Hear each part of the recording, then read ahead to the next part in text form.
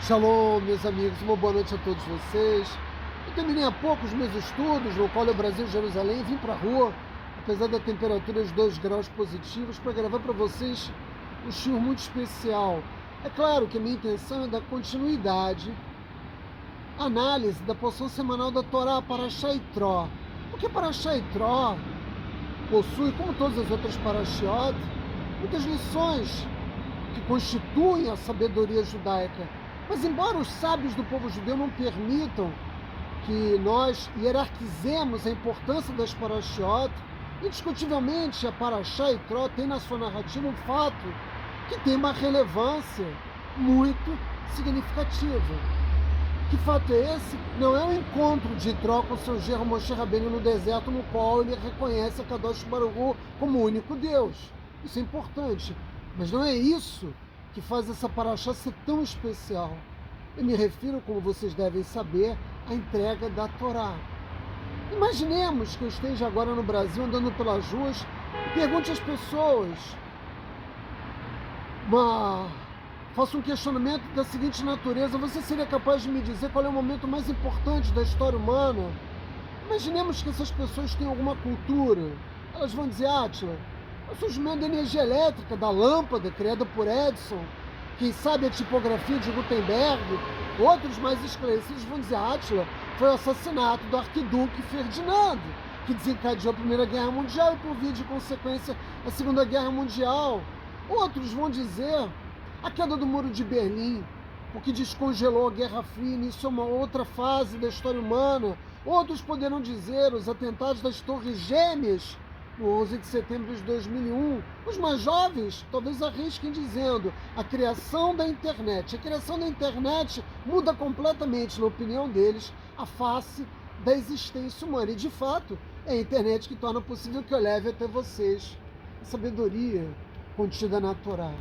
Mas nós, o povo judeu, não consideramos nenhum desses fatos, que são todos naturalmente relevantes, ao lado de muitos outros, como o momento de inflexão definitiva da história humana. Para nós, judeus, é a entrega da Torá.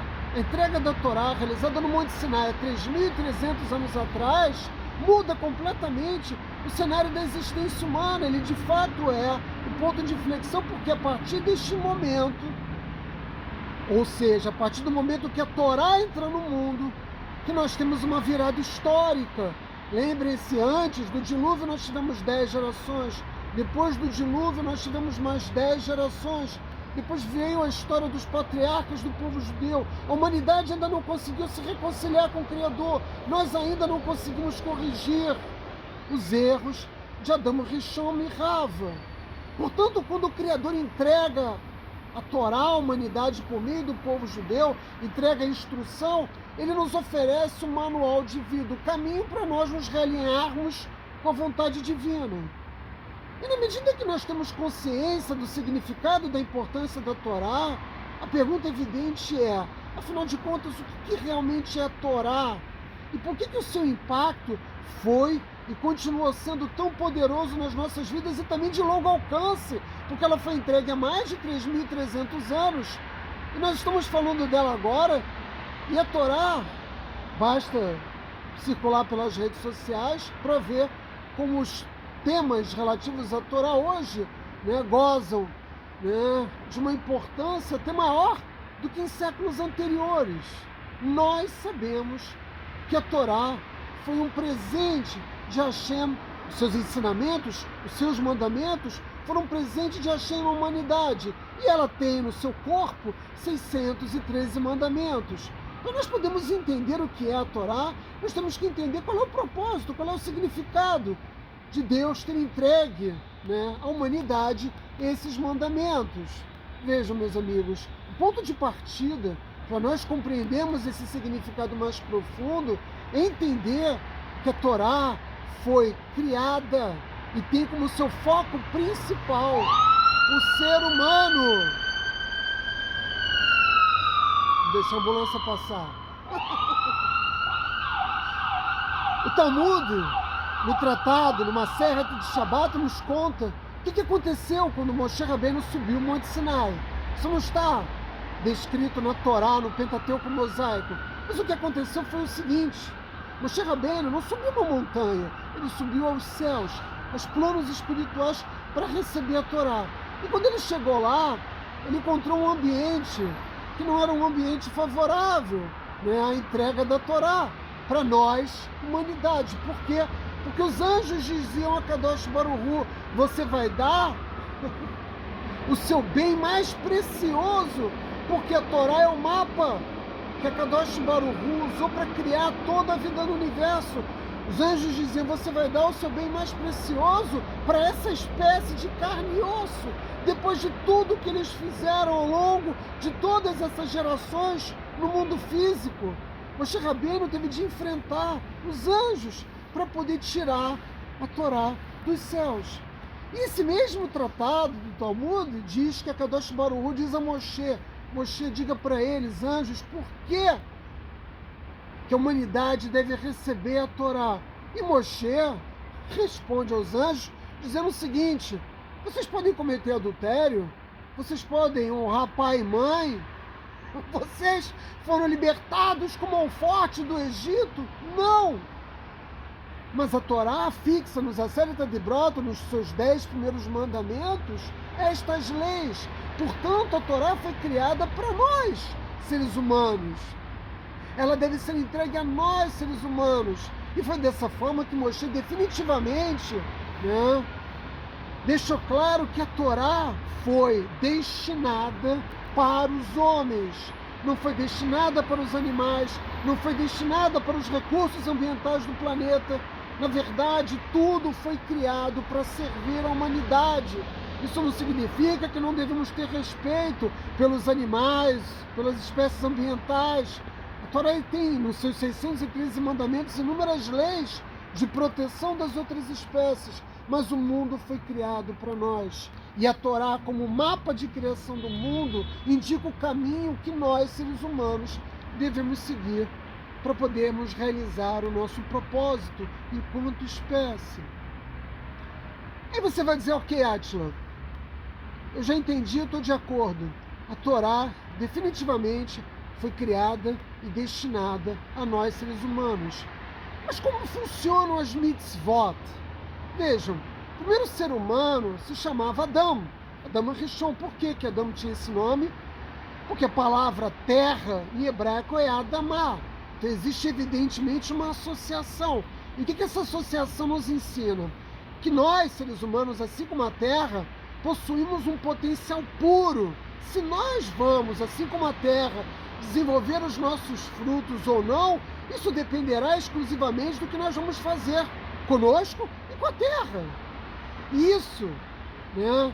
Ou seja, para que nós possamos alcançar aquilo que nós viemos buscar nesse mundo, que é crescimento pessoal, grandeza espiritual, nós temos. Isso requer contínuos esforços por parte dos seres humanos. Porque se eu quiser plantar alguma coisa, o que é que eu tenho que fazer com a terra? Eu tenho que arar, eu tenho que cultivar, eu preciso colher, eu preciso tratar, trabalhar a terra. Assim como nós, para podermos tirar os alimentos da terra, precisamos fazer um grande investimento. Nós, dotados do livre-arbítrio, esse presente excepcional que o Criador nos deu, nós podemos transformar a nossa vida utilizando ao máximo o nosso potencial. Portanto, os 613 mandamentos da Torá são, sobretudo, um modelo. E você vai perguntar: mas modelo do quê? Modelo de como devemos ser nós mesmos. Modelo de como o ser humano que alcança a grandeza espiritual, que desenvolve plenamente o seu potencial, pode alcançar.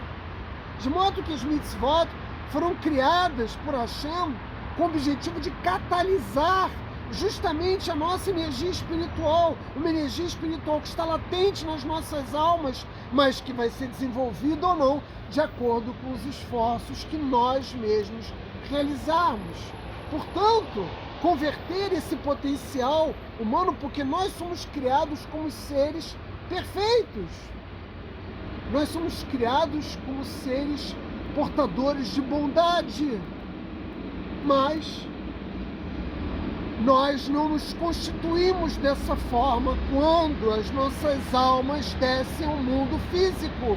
Esse ato de criatividade sublime que faz com que a nossa vida no mundo físico esteja sintonizado com aquilo que realmente é a nossa alma, exige esforço e as pessoas não querem fazer esse esforço. Mas antes de seguir por essa vereda, eu preciso esclarecer, porque essa pergunta ainda está em aberto. Como exatamente as mitzvot, os mandamentos, os preceitos divinos têm a capacidade de liberar o nosso potencial divino? Ora, cada mandamento da Torá possui uma energia espiritual para desenvolver o potencial humano. Se eu devo fazer de tzedakah, se eu devo praticar um ato de bondade, a nossa alma se encanta com a prática da bondade. Quando nós cumprimos uma mitzvah como a de tzedakah, nós liberamos essa energia e dessa forma desenvolvemos esse potencial.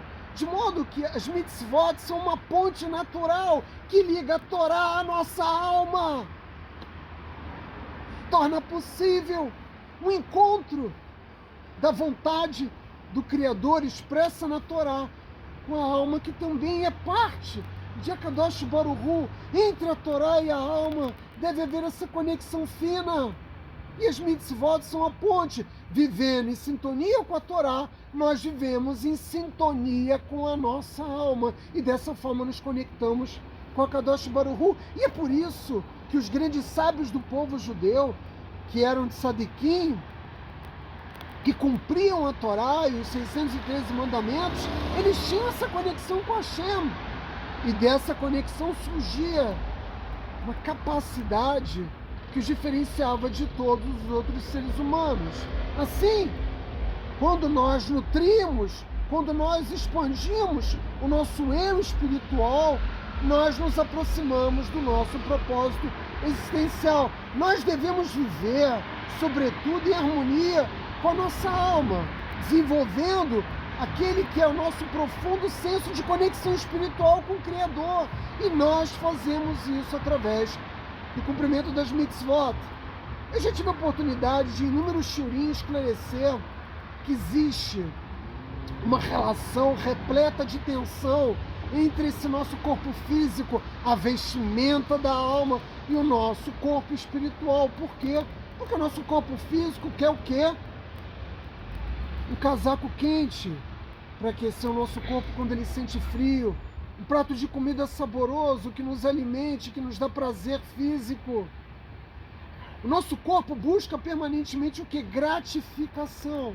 Só que essas formas de gratificação material, embora sejam importantes para tornar possível a nossa vida no mundo físico, elas não gratificam a nossa alma, elas não trazem prazer nenhum à nossa alma. Então essa tensão entre o corpo e a alma é permanente, porque a alma quer sentir prazer também. Nós precisamos alimentar a nossa alma, e nós alimentamos a nossa alma através dos atos que estão contidos nas mitzvot.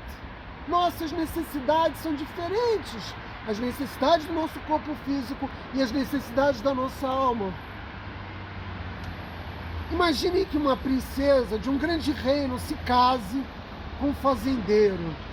Esse fazendeiro ama profundamente essa princesa e ele traz até ela uma cesta com os mais lindos frutos que ele produziu na sua fazenda. E a princesa olha para aqueles frutos, mas isso não traz a ela grande alegria ou prazer. Por quê? Porque ela foi criada no palácio, no luxo, na riqueza. Isso não constitui, de fato, algo significativo para a experiência existencial dela. A nossa alma passa por esse mesmo processo. Nós compramos um carro novo, uma casa nova, obtemos conquistas materiais, mas isso não impressiona a nossa alma. Isso não traz gratificação e satisfação à nossa alma. E a nossa alma vive uma vida permanentemente vazia, insatisfeita. E essa é a origem fundamental de todas as doenças psicossociais. Existe aqui um abismo entre o corpo físico e a alma.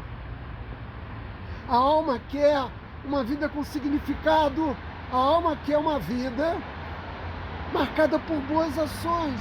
Porque é isso que gratifica a alma e é isso que aproxima a alma de sua fonte, que é Deus. É isso que ela requer de nós. E Deus nos deu o caminho para isso. É a Torá, são os mandamentos divinos. Só a Torá pode nos fornecer o alimento espiritual que nos reconecta com a fonte de toda a criação. Mas os seres humanos insistem em viver permanentemente esse desconforto espiritual, que é a origem dos problemas humanos. A nossa alma, encapsulada nessa vestimenta física, luta contra o nosso corpo. E Deus não quer isso para nós. Deus não se beneficia de nenhuma forma do cumprimento das mitzvot. Não há nada que nós humanos possamos fazer que traga qualquer benefício ao Criador. Isso significa que a Torá foi criada e toda a vida foi criada para trazer benefício ao homem, prazer ao homem. Ela é para o nosso próprio bem, para nós nos tornarmos pessoas melhores nesse mundo físico, alcançando as qualidades, as midot, que a nossa alma veio buscar nesse mundo. Nos ajuda a cultivar as qualidades que nós não possuímos ainda. Apesar de encarnarmos e reencarnarmos na orbe terrestre, nós ainda não alcançamos todas essas qualidades, porque quando a alma alcança, ela não desce mais. Ela aguarda o momento da revelação messiânica. Em resumo, meus amigos,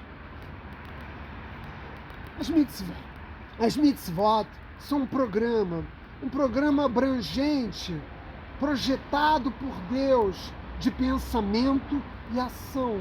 Nós estudamos a Torá para cumprir a Torá. Lembrem-se sempre disso.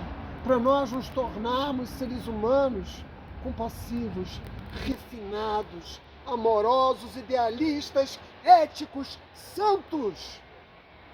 Sobretudo nós judeus. Como diz a própria Parashá Itró, nosso povo foi criado para ser uma nação de sacerdotes, uma nação santificada, mas esse é um objetivo que cabe ser perseguido por todo ser humano, meus amigos. Shabbat Shalom para todos vocês.